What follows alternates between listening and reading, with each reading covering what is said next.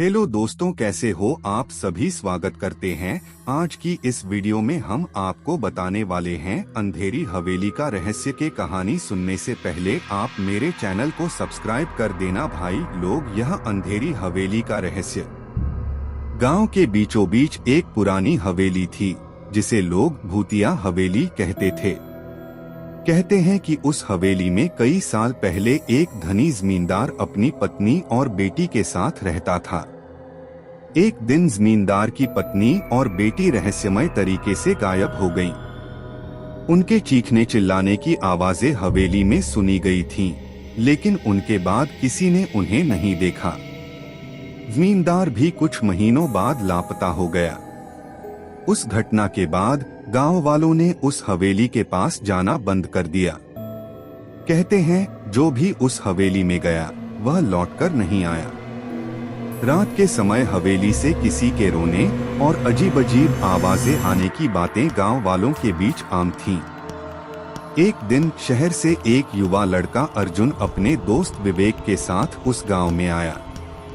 अर्जुन को भूत प्रेत की कहानियों में यकीन नहीं था। उसने गांव वालों से उस हवेली के बारे में सुना और उसे देखने की जिद की। विवेक ने उसे मना किया, लेकिन अर्जुन जिद्दी था।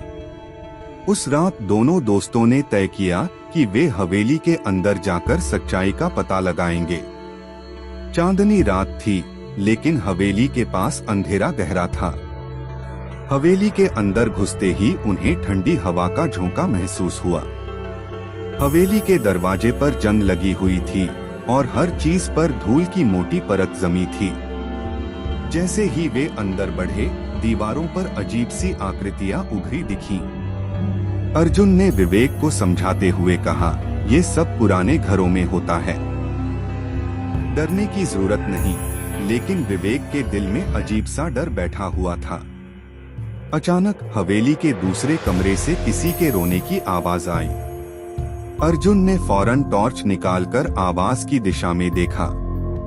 कमरे में एक महिला की धुंधली परछाई दिख रही थी। वह सफेद साड़ी में थी और जमीन पर बैठी रो रही थी। अर्जुन ने हिम्मत जुटाकर पूछा, आप कौन हैं?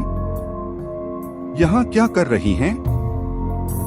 महिला ने धीरे से अपना सिर उठाया। उसकी आंखें पूरी तरह काली थीं और चेहरा बर्फ जैसा ठंडा। अर्जुन और विवेक दोनों के रोंगटे खड़े हो गए। महिला ने अपनी धीमी लेकिन गहरी आवाज में कहा, तुम यहाँ क्यों आए हो? यह जगह तुम्हारे लिए नहीं है। अर्जुन ने साहस दिखाते हुए कहा, हम जानना चाहते हैं कि इस हवेली में क्या हुआ था। महिला हंसने लगी, लेकिन उसकी हंसी कमरे में गूंजने लगी और डरावनी थी। उसने कहा, यह हवेली मेरे खून से लाल हुई थी। मैं और मेरी बेटी जमींदार की लालच और क्रोध का शिकार बने। हमारी आत्मा